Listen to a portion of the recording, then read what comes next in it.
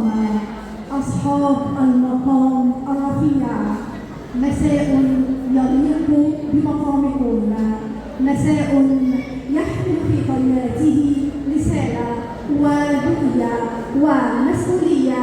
نلتقي اليوم داخل هذا السطح الرياضي العريق، النادي الأولمبي الذي كان وما زال حاضنا للأبطال وحاضنا لكل حلم شاب يبحث عن فرصة حقيقية.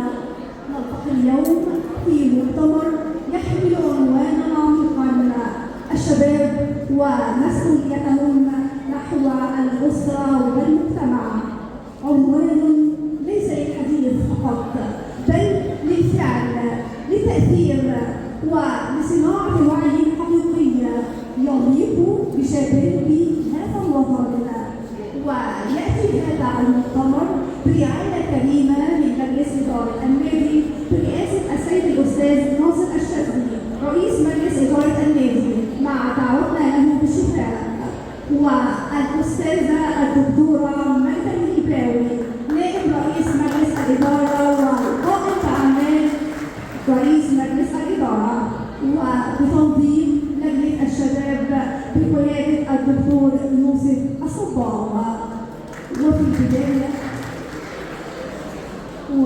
البداية اسمحوا لي أن أرحب بشخصية تجسد العطاء في أبهى صوره، سيدة كان لها بصمة واضحة في دعم مسيرة النادي والارتقاء بدوره المجتمعي.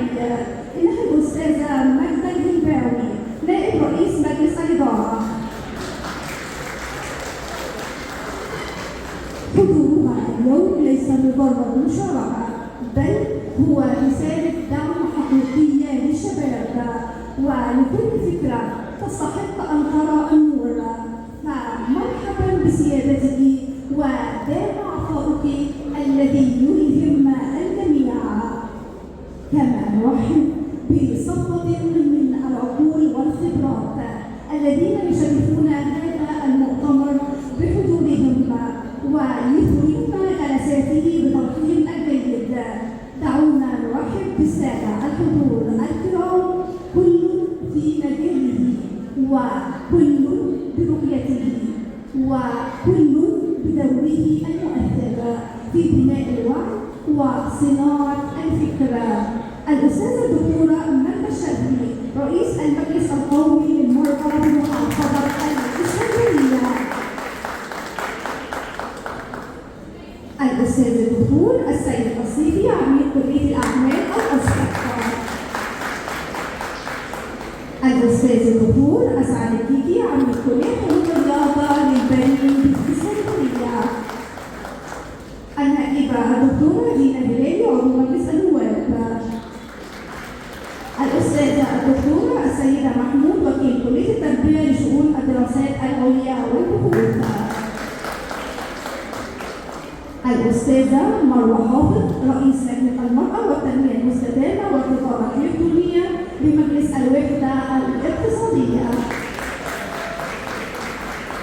كما نرحب بسيادة المستشار هاني محمد فوزي المحامي بالنقد والدستورية العليا ومساعد أمين التثقيف والتدريب بالمجلس المصري للقبائل المصرية.